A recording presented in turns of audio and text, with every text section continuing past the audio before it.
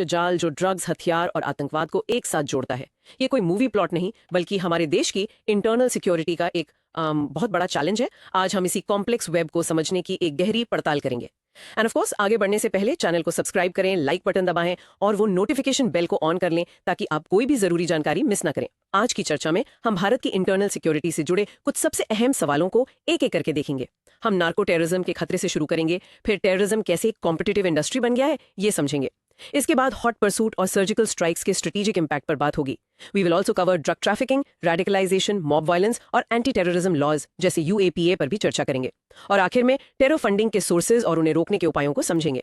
तो चलिए शुरू करते हैं। तो पहला सवाल, explain how narco terrorism has emerged as a serious threat across the country.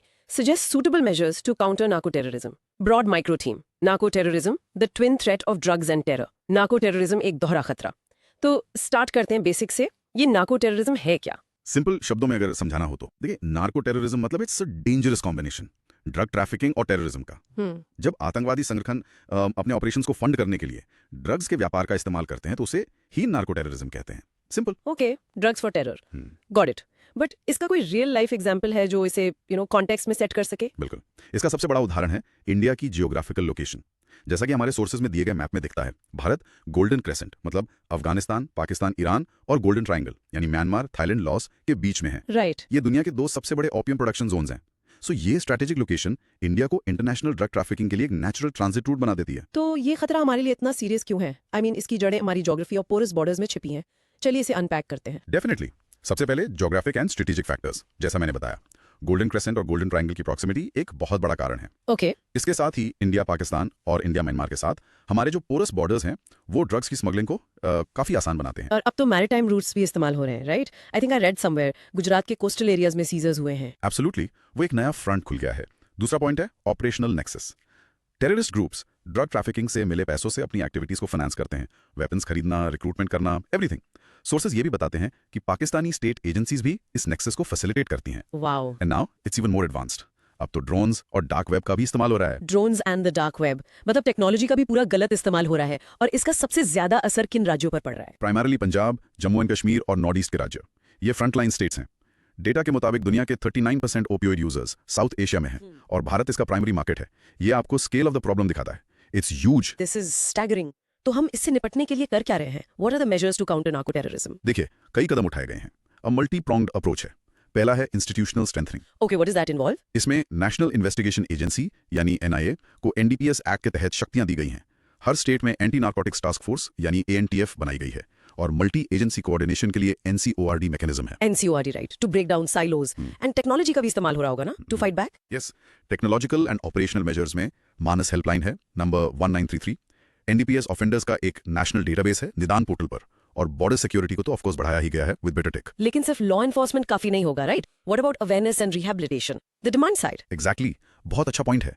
Rehabilitation and awareness के लिए नशा मुक्त भारत अभियान जैसा एक नेशनल कैंपेन चलाया जा रहा है। डी एडिक्शन सेंटर्स बनाए जा रहे हैं। और इंटरनेशनल लेवल पर, बिकॉज ये ट्रांसनेशनल क्राइम है। ऑफ कोर्स, इंटरनेशनल कोऑपरेशन भी जरूरी है। सार्क और बिम्स्टेक देशों के साथ मिलकर काम किया जा रहा है and we have intelligence sharing mechanisms as well. Great. So in conclusion, तो नार्को टेररिज्म से लड़ने के लिए एक मल्टी प्रोंग्ड अप्रोच की जरूरत है जिसमें सिक्योरिटी, टेक्नोलॉजी, रिहैबिलिटेशन और इंटरनेशनल कोऑपरेशन सब शामिल हों। द गोल इज 2047 तक एक ड्रग फ्री इंडिया। फैंटास्टिक। अब let's do a quick cross questioning round to solidify this. पहला सवाल, गोल्डन क्रेसेंट और गोल्डन ट्रायंगल की लोकेशन भारत के लिए एक स्ट्रेटेजिक चैलेंज क्यों है? Quick hint. It puts India right in the middle of the world's two largest drug trafficking routes. Make sense. Second, technology जैसे ड्रोन्स और डार्क वेब नार्को टेररिज्म को कैसे बढ़ावा दे रही हैं? Quick hint.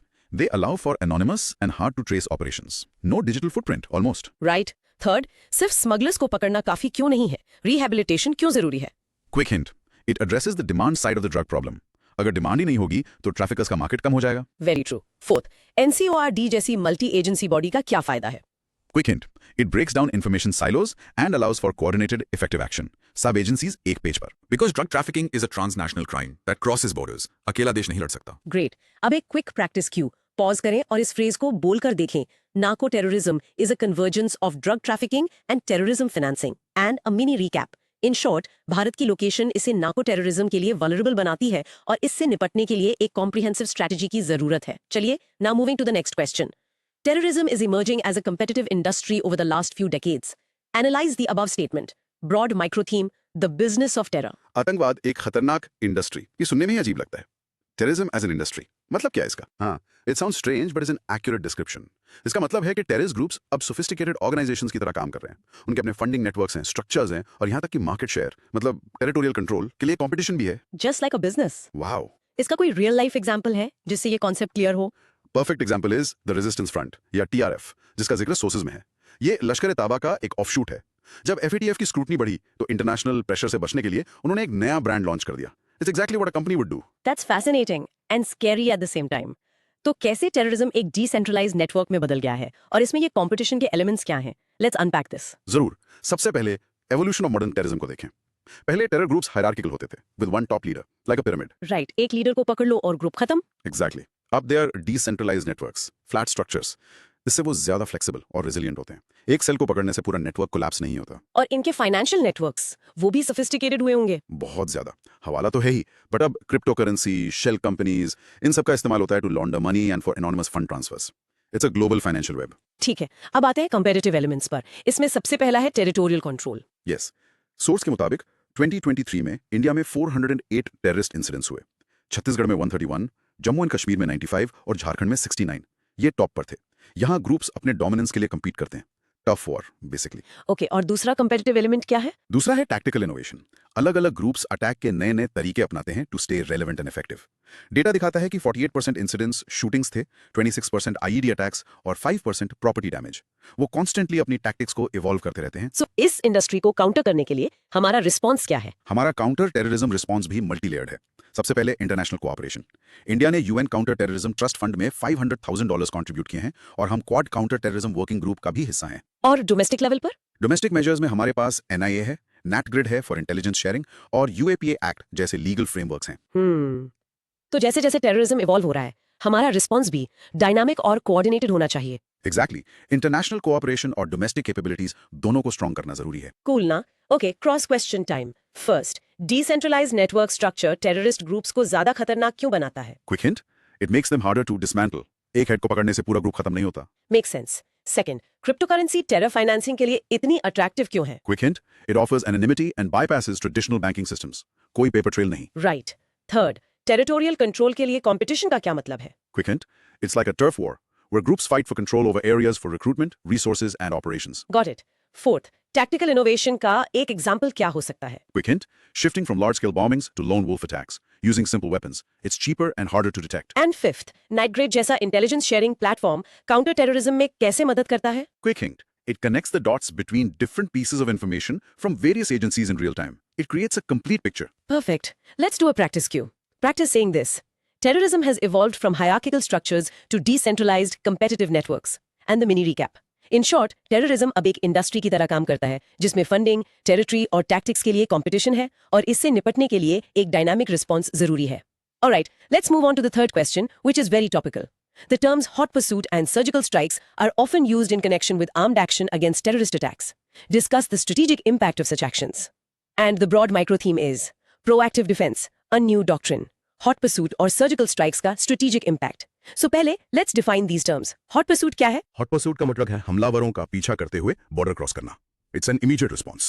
Okay. और surgical strike? सर्जिकल स्ट्राइक एक pre planned, Swift और प्रिसाइज मिलिट्री एक्शन है जिसमें स्पेसिफिक टारगेट्स को डिस्ट्रॉय किया जाता है और कोलैटरल डैमेज को मिनिमाइज किया जाता है। It's proactive. इसका सबसे famous example? Of course the 2016 Uri surgical strikes. ये भारत के इवॉल्विंग मिलिट्री डॉक्ट्रिन का एक क्लियर सिग्नल था कि अब हम क्रॉस बॉर्डर टेररिज्म का जवाब प्रोएक्टिव तरीके से देंगे। Right.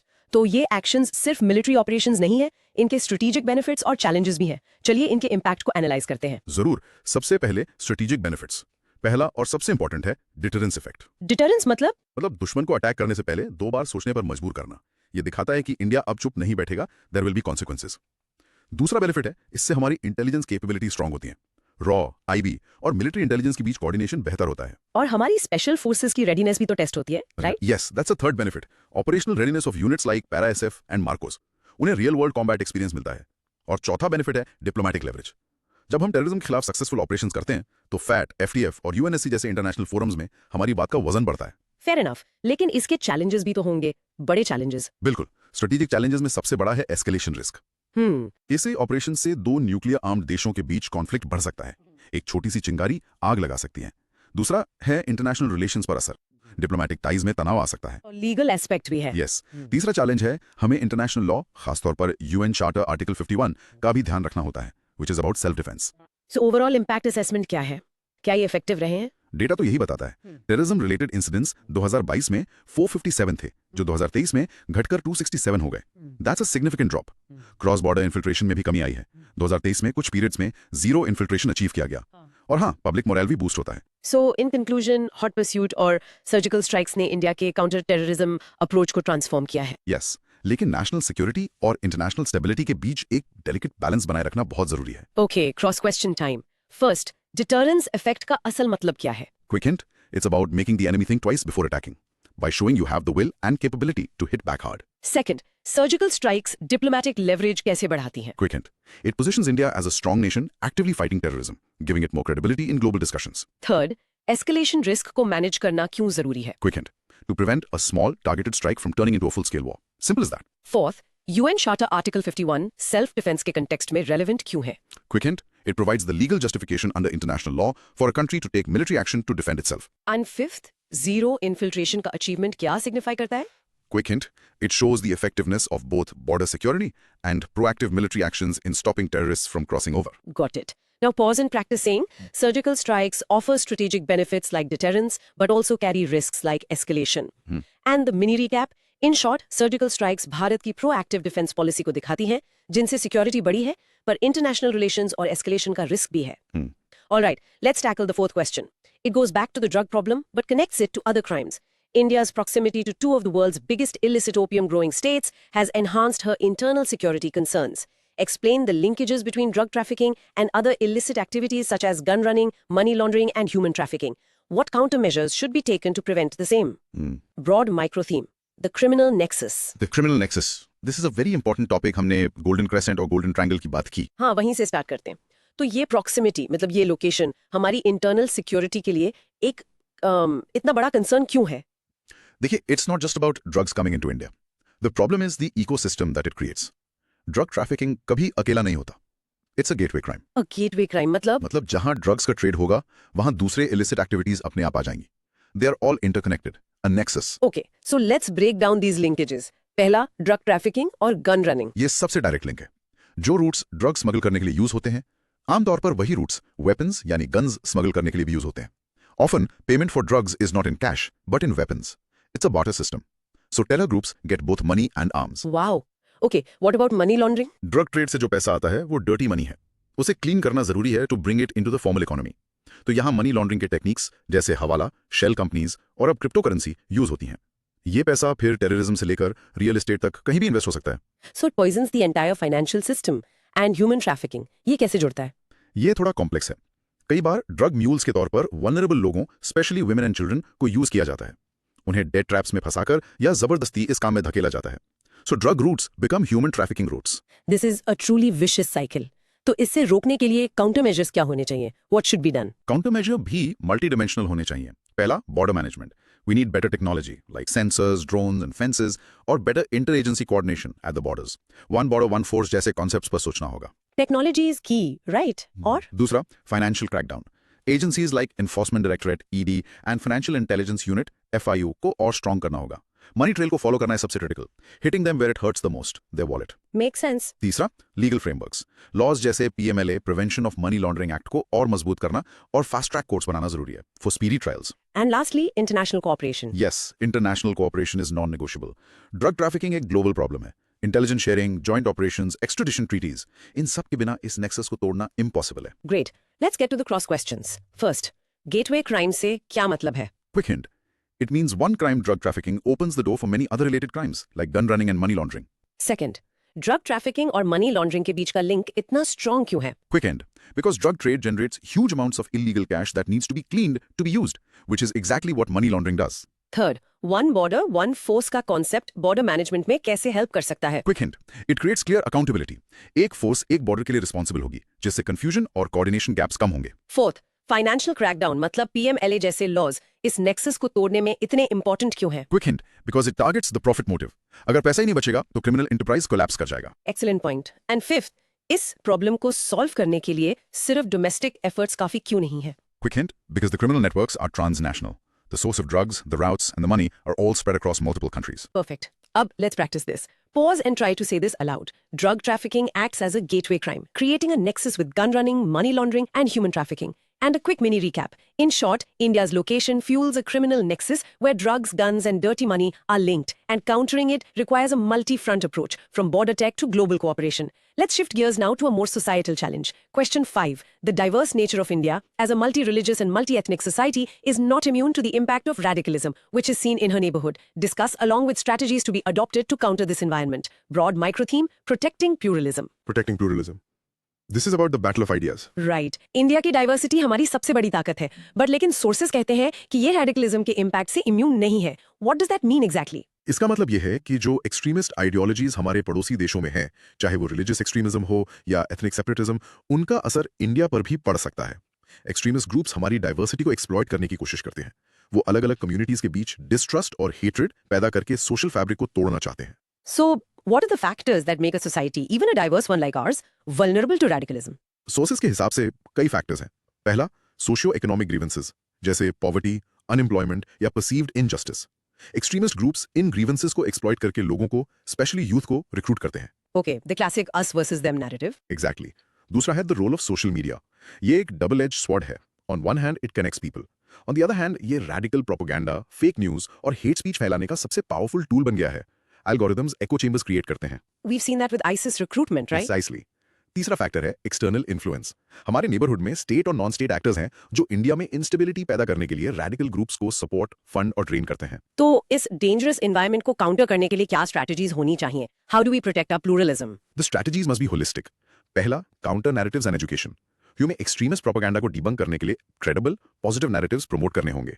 Our education system should promote critical thinking and constitutional values. So fighting bad ideas with better ideas yes. दूसरा है community engagement. Law enforcement agencies को कम्युनिटीज के साथ ट्रस्ट बिल्ड करना होगा। Local leaders, religious scholars, teachers, इन सबको साथ लेकर चलना होगा। They can act as the first line of defence against radicalisation. And what about the online world बहुत इंपॉर्टेंट है। Third strategy is online monitoring and regulation. हमें सोशल मीडिया प्लेटफॉर्म्स को अकाउंटेबल बनाना होगा for the content on their sites. We need better tools to monitor and take down extremist content quickly without curbing free speech. ये एक delicate balance है। And lastly the role of the state fourth, inclusive development and justice. जब सबको लगेगा कि system उनके लिए काम कर रहा है, जब उन्हें अपॉर्चुनिटीज मिलेंगी और जब जस्टिस टाइमली और फेयर होगा, तो रेडिकल आइडियोलॉजीज की अपील अपने आप कम हो जाएगी। Great, let's jump into the cross questions. First, diversity एक strength भी है और vulnerability भी. कैसे? Quick hint, it's a strength because it fosters tolerance. It's a vulnerability because extremist groups can exploit the differences between communities to create conflict. Second, social media radicalization को कैसे accelerate करता है? Quick hint, through echo chambers and algorithms that push users towards more and more extreme content, isolating them from mainstream views. Third, counter narratives क्यों जरूरी हैं? सिर्फ extremist content को block करना काफी क्यों नहीं है? Quick hint, blocking content is like treating a symptom. Counter narratives treat the disease by providing a positive, alternative ideology that can win hearts and minds. Fourth, community engagement में local religious leaders का क्या role हो सकता है? Quick hint, they hold credibility and trust within their communities so they can effectively counter misinterpretations of religious texts used by extremists. Perfect. And fifth, inclusive development radicalism को कम करने में कैसे help करता है? Quick hint, it addresses the root socio-economic grievances that extremists exploit. A person with a good job and a hopeful future is less likely to be radicalized. Makes total sense. Time for the practice cue. Let's try this one. Countering radicalism requires a holistic strategy combining counter narratives, community engagement, and inclusive development. And the mini recap. In short, India's diversity is under threat from radicalism, and protecting it requires a multi-pronged strategy that fights bad ideas online and addresses root causes of alienation on the ground. Moving on to the sixth and a very disturbing topic, mob violence. Mob violence is emerging as a serious law and order problem in India. By giving suitable examples, analyze the causes and consequences of such violence. Broad micro theme. The anatomy of a mob. The anatomy of a mob. It's a chilling phrase. Mob violence एक तरह से radicalization का सबसे raw और ugly form है जब वो सड़कों पर उतर आता है। हाँ बिल्कुल और ये एक serious law and order problem बन गया है. Let's start with some examples to set the context. Sources में कई examples हैं. For instance, lynchings based on rumors of child lifting spread through WhatsApp. या फिर cow vigilantism के नाम पर हुई हिंसा. और लार्ज स्केल पर देखें तो कम्युनल रायट्स और ethnic clashes like the one seen in Manipur, ये सब मॉब वायलेंस के अलग-अलग चेहरे हैं। So what are the root causes? एक भीड़ अचानक इतनी हिंसा पर क्यों उतर आती है? Let's analyze the causes which can be broken down. पहला, socio-cultural factors. इसमें आते हैं deep rooted prejudices, communal tensions और एक us versus them mentality. और इस आग में घी का काम करता है misinformation. एक फेक वीडियो, एक गलत खबर व्हाट्सएप पर तेजी से फैलती है और लोगों के इमोशंस को भड़काती है. It creates a false sense of justification for violence. The speed of social media is a huge factor. और दूसरे कॉजेज क्या हैं? दूसरा सेट है स्ट्रक्चरल इश्यूज. इसमें सबसे बड़ा है weak law enforcement and a poor police to population ratio. Police often arrives late और is ill equipped to handle a large angry mob. और पॉलिटिकल एंगल भी होता है. बिल्कुल, that's a major factor. Political patronage. कई बार mobs को लगता है कि उन्हें लोकल लीडर्स या किसी पॉलिटिकल ग्रुप का सपोर्ट है, इसलिए वो कानून को अपने हाथ में लेने से डरते नहीं. A culture of impunity develops. Right. And the consequences are devastating, है ना? Not just the immediate loss of life. Yes, the consequences are long-term and severe. First, of course, is the loss of life and property. But beyond that, it leads to social polarization. Communities के बीच डर और नफरत की दीवार खड़ी हो जाती है, जिसे आने वाली पीढ़ियों तक आसान नहीं होता तोड़ना. और इससे जस्टिस सिस्टम पर क्या असर पड़ता है? It leads to a breakdown of trust in the justice system. Sources बताते हैं कि मॉब लिंचिंग केसेस में कन्विक्शन रेट बहुत कम है. 2017 से 2023 के बीच सिर्फ 15%. जब लोगों को लगता है कि उन्हें इंसाफ नहीं मिलेगा, तो सोशल कॉन्ट्रैक्ट टूटने लगता है. और इकोनॉमी पर भी असर होता होगा. जरूर, इट हर्ट्स द इकोनॉमी. ऐसे माहौल में इन्वेस्टमेंट्स नहीं आते, टूरिज्म अफेक्ट होता है और बिजनेस सेंटिमेंट नेगेटिव हो जाता है. स्टेबिलिटी इज की for economic growth. Quick hint, it bypasses rational thought and appeals directly to people's deepest fears and prejudices, providing a trigger for immediate, violent action. Second, culture of impunity का क्या मतलब है? Quick hint, it's a belief among perpetrators that they can get away with violence because the law will not catch up to them, often due to political protection. Third, mob violence का long term social consequence क्या है? Quick hint, it's not just the violence itself, but the deep-seated fear and mistrust it creates between communities, which can last for generations. Fourth, why is low conviction rate in lynching cases so dangerous for a democracy? Quick hint, it erodes public faith in the rule of law. If people believe mobs can deliver justice without consequences, the entire legal system is threatened. Last one, how does mob violence impact a country's image on the global stage? Quick hint, it portrays the country as unstable and unsafe, which can deter foreign investment, tourism, and diplomatic partnerships. Understood. Let's do a practice cue. Pause and say this. Mob violence is fueled by a combination of socio-cultural prejudices and structural weaknesses in law enforcement. And the mini recap. In short, mob violence stems from misinformation exploiting existing social tensions and is enabled by weak state institutions, leading to long-term damage to the social fabric and rule of law. Now let's discuss the legal tools the state uses to fight back. Question 7. Indian government has recently strengthened the anti-terrorism laws by amending the Unlawful Activities Prevention Act UAPA 1967 and the NIA Act. Analyze the changes in the context of the prevailing security environment while discussing the scope and reasons for opposing the UAPA by human rights organizations. Broad micro theme. The law's double edge. The law's double edge. A very apt theme, because UAPA जैसे कानून बहुत powerful हैं और इसलिए controversial भी. Exactly. तो पहले इन amendments की बात करते हैं. UAPA और NIA एक्ट में क्या बड़े चेंजेस किए गए? दो बड़े चेंजेस आए. पहला, यूएपी अमेंडमेंट में गवर्नमेंट अब सिर्फ ऑर्गेनाइजेशंस को ही नहीं बल्कि स्पेसिफिक इंडिविजुअल्स को भी टेररिस्ट डेजिग्नेट कर सकती है. इससे क्या फर्क पड़ता है? ये लोन वुल्फ अटैकर से निपटने के लिए है. मतलब कोई इंसान जो किसी ग्रुप से न जुड़ा हो लेकिन एक आइडियोलॉजी से इंस्पायर होकर अटैक करे, अब उसे भी टेररिस्ट लेबल किया जा सकता है. ओके, और दूसरा चेंज? दूसरा चेंज एनआईए एक्ट में हुआ. एनआईए को अब टेररिज्म से जुड़ी प्रॉपर्टी को सीज करने की पावर दी गई है. This helps in choking terror funding and complying with FATF requirements. इसके अलावा एनआईए का जुरिसडिक्शन इंडिया के बाहर भी एक्सटेंड किया गया है for crimes committed against Indian interests abroad. So on one hand ये चेंजेस प्रिवेलिंग सिक्योरिटी एनवायरनमेंट जहां टेरर डिसेंट्रलाइज्ड है उससे डील करने के लिए जरूरी लगते हैं. Yes, the government argues that these powers are necessary to stay ahead of modern evolving terrorist threats. लेकिन on the other hand human rights organisations इसका विरोध क्यों करती हैं? What are their main concerns? उनके कंसर्न्स भी वैलिड हैं. सबसे बड़ा रीजन है यूएपीए के तहत बहुत लो कन्विक्शन रेट. सोर्सेज के मुताबिक 2014 से 2022 के बीच कन्विक्शन रेट सिर्फ 2% से थोड़ा ज्यादा था. क्रिटिक्स आर्ग्यू करते हैं कि इसका मतलब यह हो सकता है कि कानून का इस्तेमाल लोगों जैसे एक्टिविस्ट्स, जर्नलिस्ट्स, डिसेंटर्स को लंबे समय तक जेल में रखने के लिए हो रहा है बिना सफिशिएंट एविडेंस के. और इसमें बेल का क्या प्रोविजन है? That's the second major concern, stringent bail provisions. UAPA के तहत बेल मिलना बहुत मुश्किल है. इसका मतलब है कि एक आरोपी ट्रायल खत्म होने से पहले सालों तक जेल में रह सकता है. The process itself becomes the punishment. तो ये तो इनोसेंट अंटिल प्रूवन गिल्टी के प्रिंसिपल के अगेंस्ट जाता है. एग्जैक्टली. तीसरा कंसर्न है vague definitions. Terms like unlawful activity की डेफिनेशन बहुत ब्रॉड है जिससे इसके मिसयूज का स्कोप बढ़ जाता है. It can be used to suppress legitimate dissent. तो ये एक कांस्टेंट टेंशन है ना? सिक्योरिटी की जरूरत और लिबर्टी की प्रोटेक्शन के बीच. It is the classic dilemma of security versus liberty.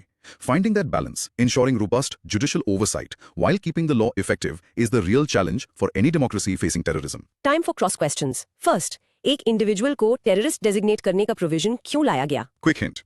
To tackle the threat of lone wolf terrorists who are not part of any formal organization but are self-radicalized. Second, What is the main argument made by human rights organizations against UAPA based on data? Quick hint, the extremely low conviction rate, which suggests the law might be used for detention without sufficient proof, making the process itself a punishment. Third, UAPA में bell मिलना इतना मुश्किल क्यों है और इसका क्या consequence है? Quick hint, the law puts the burden of proof on the accused to show they are not guilty, which is very hard. The consequence is long pre-trial detention, sometimes for years. Fourth, NIA की powers को बढ़ाने का main purpose क्या था, especially regarding property seizure? Quick hint, to cut off terror financing by seizing assets linked to terrorism, which is a key requirement of international bodies like the FATF. And fifth, security versus liberty का मतलब इस context में क्या है? Quick hint, it's the challenge of giving the state enough power to protect citizens from terrorism without giving it so much power that it infringes on the fundamental rights of those same citizens. Very well put.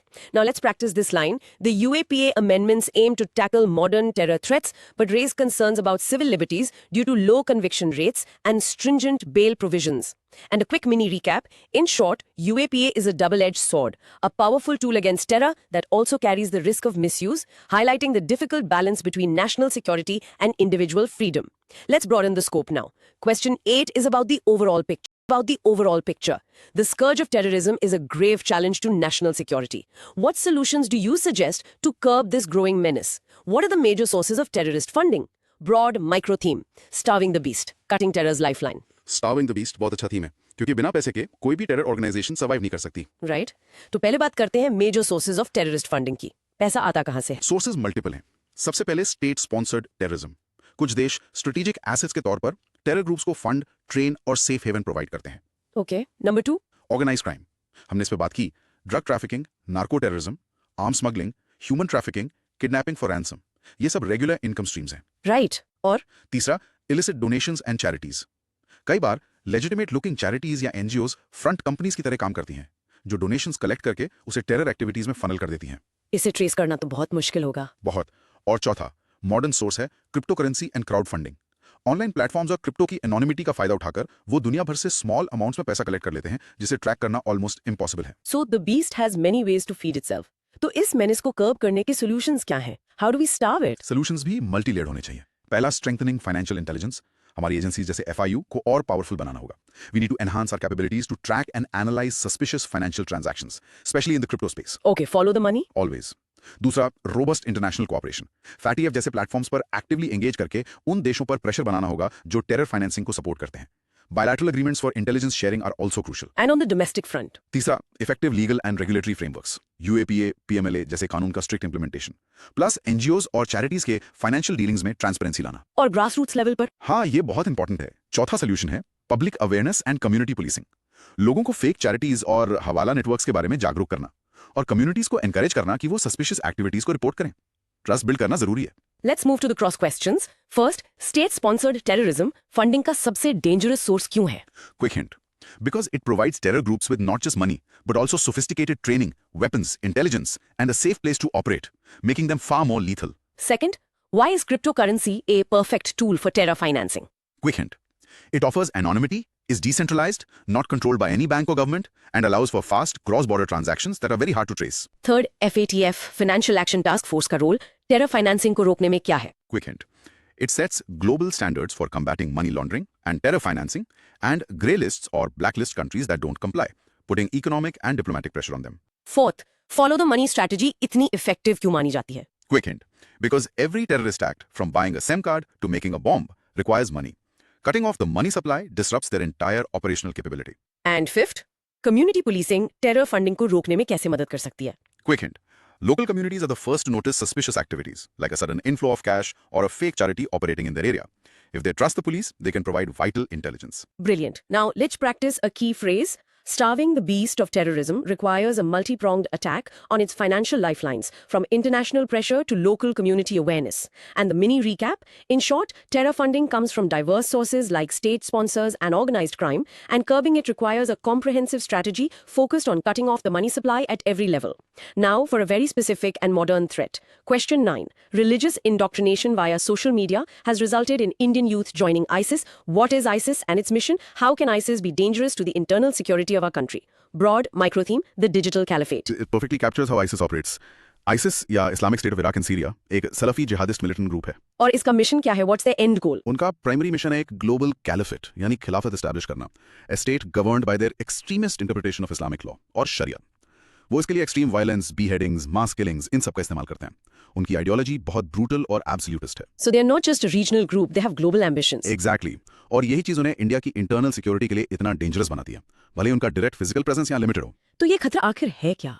How can ISIS be dangerous to us? Several ways. पहला और सबसे बड़ा खतरा है online radicalisation and recruitment. ISIS ने social media का इस्तेमाल एक मास्टर क्लास की तरह किया। High quality propaganda videos, magazines, targeted messaging, इसके थ्रू वो इंडियन यूथ को जो शायद एलिनेटेड या डिसएंचांटेड फील कर रहे हो, उन्हें ऑनलाइन इंडोक्ट्रिनेट करते हैं। और इससे लोन वुल्फ अटैक्स का खतरा बढ़ता है। बिल्कुल, that's the second danger, lone wolf attacks. किसी बड़े अटैक की प्लानिंग की जरूरत नहीं। एक सिंगल सेल्फ रेडिकलाइज्ड इंडिविजुअल जो ऑनलाइन उनकी आइडियोलॉजी से इंस्पायर हो, वो एक सिंपल वेपन से भी बहुत डैमेज कर सकता है। These are very difficult to predict and prevent. और जो लोग ज्वाइन करने के लिए जाते हैं उनका क्या? That's the third threat, the return of foreign fighters. जो इंडियन यूथ उन्हें ज्वाइन करने सीरिया या इराक गए थे, वो वापस आकर एक बड़ा खतरा बन सकते हैं। They are battle hardened, trained in explosives and can form sleeper cells. And finally उनकी आइडियोलॉजी का असर। Yes, the fourth danger is the spread of extremist ideology.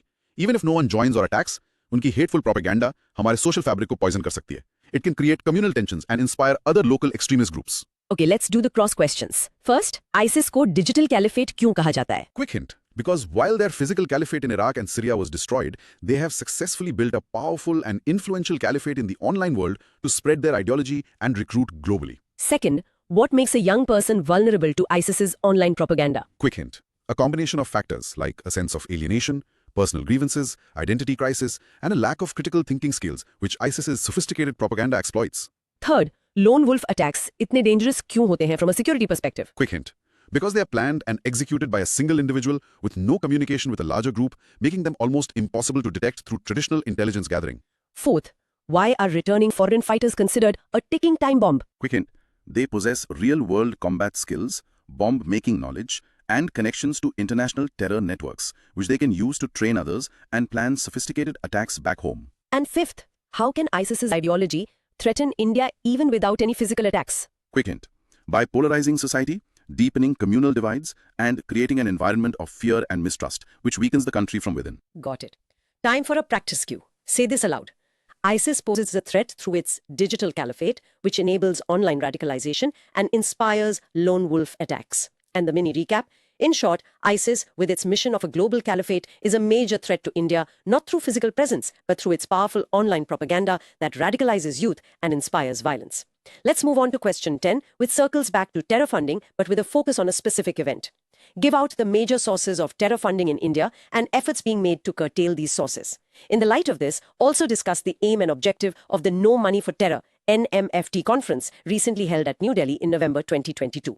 Broad micro theme, Global War on Terror's Wallet. Global War on Terror's Wallet, a perfect theme.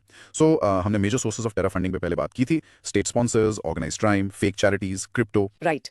Let's focus on the efforts being made to curtail these sources in India. The efforts are on multiple fronts. पहला, legislative action, strengthening laws like UAP and PMLA. दूसरा, institutional mechanism.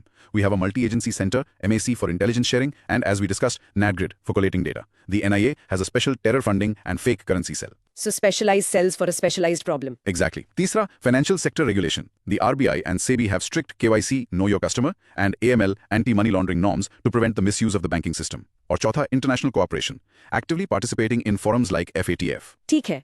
Now, इस background में No Money for Terror या NMFT conference जो new Delhi में हुई, उसका aim और objective क्या था? NFMT conference एक बहुत important global initiative था. इसका primary aim था to build a global consensus against terror financing. So getting everyone on the same page. Yes. इसके objectives थे, पहला, to share global best practices. अलग-अलग देश terror financing से कैसे डील कर रहे हैं, उनकी successful strategies क्या हैं, उन्हें share करना. दूसरा, to address emerging threats, जैसे cryptocurrency और other new payment methods का misuse हो रहा है, उस पर आने वाले challenges को discuss करना और उनके solutions पर काम करना. And what about cooperation? That was the third objective, to formalize cooperation. सिर्फ बातें नहीं, बल्कि formal mechanisms banana for faster intelligence sharing and coordinated action against terror financiers across borders. और इस conference का host इंडिया था. इसका क्या significance है? इसका बहुत बड़ा symbolic significance है. It positions India as a leader in the global fight against terrorism. It shows that India, being one of the longest and worst victims of terrorism, is now taking a proactive role in shaping the global counter-terrorism architecture. Great. Let's get to the cross questions. First, what is the role of a specialized unit like the terror funding and fake currency cell in the NIA? Quick hint. It brings focused expertise and resources to investigate the complex financial trails of terrorism which a general investigation might miss. Second, how do KYC norms in banks help fight terror financing? Quick hint. by ensuring that every account has a verifiable identity attached to it, making it harder for terrorists to open anonymous or fake accounts to move money. Third, what was the main goal of the NMFT conference in simple terms? Quick hint: to unite the world in choking the money supply to terrorists, recognizing that financial disruption is as important as military action. Fourth, why was it important to discuss new technologies like crypto at the NMFT conference? Quick hint: because terrorists are early adopters of technology, and the global security community needs to stay ahead of the curve to counter these new, hard-to-trace funding methods. And fifth, what message did India send by hosting the NMFT conference? Quick hint: it sent a strong message of zero tolerance for terrorism and positioned India as a key global player committed to leading the fight against it. Fantastic. Let's practice saying this. The NMFT conference aimed to build a global consensus to counter terror financing by sharing best practices and addressing emerging threats like cryptocurrency. And a quick mini recap. In short, India is using a multi-pronged strategy to curtail terror funding, and hosting the NMFT conference showcased its leadership in the global effort to cut off terrorism's financial lifelines. Moving to question 11. This one connects two major criminal worlds. Discuss the types of organized crimes. Describe the linkages between terrorists and organized crime that exist at the national and transnational levels. Broad micro theme: Unholy Alliance. Unholy alliance, yes, between terrorists and organized crime syndicates. ये एक partnership है जिसमें दोनों का फायदा होता है. तो पहले let's just quickly list the types of organized crime. Sure, organized crime बहुत तरह का होता है, जैसे drug trafficking, arms trafficking, human trafficking, smuggling of gold, electronics, etc., extortion, cybercrime, and money laundering. ये कुछ major types हैं. Okay, so how do these organized crime groups and terrorist groups link up? What's the nature of their relationship? The linkage is often a symbiotic relationship. It's a you scratch my back, I'll scratch your situation. Okay, can you elaborate on that? Zarur, terrorist groups need money and weapons. Organized crime groups are experts in smuggling and generating illicit funds. तो terrorists organized crime networks का इस्तेमाल करते हैं for logistics and supply chains. For example, एक drug cartel का established smuggling route है. Terrorist group उस route को use करने के लिए cartel को pay करेगा या उन्हें security provide करेगा. So it's a marriage of convenience. डर के operate कर सकते हैं. They also use the terror group's violence to enforce their own dominance. Are there any examples of this? Yes, Dawood Ibrahim's D Company is a classic example. It started as a criminal syndicate involved in smuggling and extortion, but later developed strong links with terror groups like Lashkar-e-Taiba and was involved in the 1993 Mumbai blasts. It's a perfect case of the line blurring between organized crime and terrorism. So this nexus exists at both national and transnational levels? Absolutely. At the national level, you might see local gangs collaborating with terror modules. At the transnational level, you have global drug cartels in Latin America working with terror groups in the Middle East. They use the same global financial systems and smuggling routes. It's a globalized criminal network. Cross questions time. First, what is a symbiotic relationship in this context? Quick hint: it means both terror groups and organized crime syndicates benefit from cooperating with each other. One gets money and logistics, the other gets protection and firepower. Second, how does a drug cartel's smuggling route help a terrorist organization? Quick hint: it provides a ready-made, secure, and tested channel to move weapons, explosives, money, and fighters across borders without having to create a new network from scratch. Third, why would a criminal group want to associate with a terrorist group? Isn't it risky? Quick hint: it can be risky, but the reward is huge. They gain access to areas outside of government control and can use the fear and violence of terrorism to eliminate rivals and run their illegal businesses freely. Fourth, what does the D Company example teach us about this nexus? Quick hint: it teaches us that the line between a purely for-profit criminal enterprise and an ideologically driven terrorist group can become completely blurred, creating a hybrid organization that is much more dangerous. And fifth, why is this nexus a greater threat than either group operating alone? Quick hint: because it combines the financial power and logistical expertise of organized crime with the ideological fanaticism and violence of terrorism, creating a more resourceful, resilient, and lethal enemy. Makes sense. Let's practice this sentence. The unholy alliance between terrorists and organized crime is a symbiotic relationship creating a hybrid threat at both national and transnational levels. And the mini recap. In short, terrorists and organized crime syndicates have formed a dangerous partnership, sharing networks for mutual benefit, which blurs the line between crime and terror and amplifies the threat to national security. We've reached our final question, number 12. This one asks us to tie everything together. Analyze the complexity and intensity of terrorism, its causes, linkages, and obnoxious nexus. Also suggest measures required to be taken to eradicate the menace of terrorism. Broad microtheme, the Hydra-headed monster. The Hydra-headed monster. A very fitting description. Because जैसे Greek mythology में Hydra के एक sir को काटो तो दो नए उगाते थे. Terrorism भी वैसा ही है. It's a complex, multifaceted problem. So let's start by analyzing its complexity and intensity. What makes it so complex? इसकी complexity आती है इसके multiple dimensions से. Terrorism सिर्फ एक law and order problem नहीं है. ये political है, social है, economic है, religious है और अब technological भी है. इतने सारे फैक्टर्स एक साथ काम करते हैं। और इसकी इंटेंसिटी? Intensity बढ़ गई है because of globalization and technology. A small group sitting in one corner of the world can inspire an attack thousands of miles away through the internet. The speed and reach of terror propaganda have increased exponentially. Now let's summarize the causes, linkages, and the obnoxious nexus we've discussed. Right. The causes are varied. Political grievances, socio-economic deprivation, religious extremism, and state sponsorship. The linkages are with other criminal activities. We talked about the nexus with drug trafficking, arms smuggling, money laundering. और इन सब से मिलकर बनता है the obnoxious nexus, a web of state actors, non-state actors, criminal gangs, and radicalized individuals, all working together, sometimes knowingly, sometimes unknowingly. It truly is a hydra-headed monster. तो इसे eradicate करने के लिए measures क्या होने चाहिए? How do you kill a monster like this? Eradication is a very strong word. It requires a sustained, comprehensive, and long-term strategy. The sources suggest a multi-pronged approach. First, a zero-tolerance policy. There can be no distinction between good and bad terrorists. All forms of terrorism must be condemned and acted against. Okay, a clear political stand. Yes. Second, strengthening the security apparatus. This means better intelligence gathering and sharing through NatGrid, modernizing police forces, and enhancing border security with technology. What about the legal side? Third, robust legal framework and speedy justice. We need strong anti-terror laws, but we also need a judicial system that can ensure speedy and fair trials. Justice delayed is justice denied, which can fuel more grievances. And the international part. Fourth, proactive global cooperation. Terrorism is a global threat. हमें international forums पर pressure बनाना होगा to pass things like the Comprehensive Convention on International Terrorism, CCIT. We need to isolate countries that support terror. और आखिरी और शायद सबसे important measure. Fifth, winning the battle of hearts and minds. This is the soft approach. Through education, economic development, and promoting a culture of tolerance and inclusivity, we need to address the root causes that make people vulnerable to radical ideologies. You have to drain the swamp where the monster lives. Let's do a final round of cross questions. First, why is terrorism called a hydra-headed monster? Quick hint, because it's not a single entity. It has many forms, causes, and connections.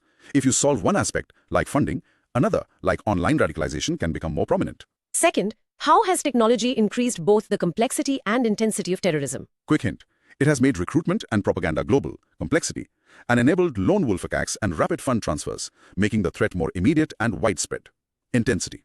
Third, what is the importance of a zero-tolerance policy? Quick hint, it sends a clear and unambiguous message to both terrorists and their state sponsors that there will be no negotiation or compromise with those who use violence against civilians. Fourth, why is speedy justice as important as strong laws in fighting terrorism? Quick hint, because long delays in the justice system can create a sense of injustice and martyrdom, which can be used by terror groups as a recruitment tool. And finally, why is the hearts and minds approach considered the ultimate long-term solution? Quick hint, because security forces can kill terrorists, but only by addressing root grievances and promoting a positive alternative can you stop new terrorists from being created. It targets the ideology, not just the individual. Perfect. Let's practice this final, comprehensive statement. Eradicating the hydra-headed menace of terrorism requires a holistic approach, combining a zero-tolerance policy, a strong security apparatus, and a long-term strategy to win the hearts and minds of the people. And the mini recap. In short, terrorism is a complex monster with many causes and linkages, and defeating it requires a comprehensive strategy that attacks its funding, its fighters, and most importantly, its ideology. तो आज हमने देखा कि भारत की internal security के challenges कितने complex और interconnected हैं, नार्को टेररिज्म से लेकर डिजिटल रैडिकलाइजेशन तक और ऑर्गेनाइज्ड क्राइम के नेक्सस से लेकर टेरर फाइनेंसिंग तक। हाँ, हमने समझा कि भारत की ज्योग्राफिकल लोकेशन एक ब्लेसिंग और कर्स दोनों है। हमने देखा कि टेररिज्म अब एक सोफिस्टिकेटेड इंडस्ट्री बन चुका है और हमारा रिस्पॉन्स भी उतना ही मॉडर्न होना चाहिए। बिल्कुल, और हमने UAPA जैसे लॉज के बैलेंसिंग एक्ट को भी डिस्कस किया, सिक्योरिटी की जरूरत और ह्यूमन राइट्स के प्रोटेक्शन के बीच। और सबसे जरूरी बात हमने ये जाना कि इस लड़ाई में इंटरनेशनल कॉपरेशन, टेक्नोलॉजिकल अपग्रेड्स और कम्युनिटी एंगेजमेंट तीनों ही क्रिटिकल है। जाते जाते एक सवाल सोचने के लिए छोड़ जाते हैं। जैसे जैसे टेक्नोलॉजी मतलब AI, ड्रोन्स, क्रिप्टो और इवॉल्व होगी, क्या हमारे लॉ एनफोर्समेंट एजेंसीज और सिक्योरिटी स्ट्रेटजीज फ्यूचर थ्रेट्स के लिए तैयार हैं? क्या हम हमेशा एक कदम पीछे रहेंगे या हम प्रोएक्टिवली अडेप्ट कर सकते हैं? आज का आपका चैलेंज, आज डिस्कस किए गए किसी एक टॉपिक जैसे मॉब वायलेंस या डिजिटल रैडिकलाइजेशन के बारे में सोचें और उसके एक रूट कॉज और एक प्रैक्टिकल सोल्यूशन को सिर्फ 2 सेंटेंसेस में लिखने की कोशिश करें। आज की ये गहरी पड़ताल आपको कैसी लगी, हमें कमेंट्स में जरूर बताएं और ऐसी ही इंसाइटफुल डिस्कशंस के लिए द डीप डाइव को सब्सक्राइब करना ना भूलें। मिलते हैं अगली बार एक नए विषय के साथ।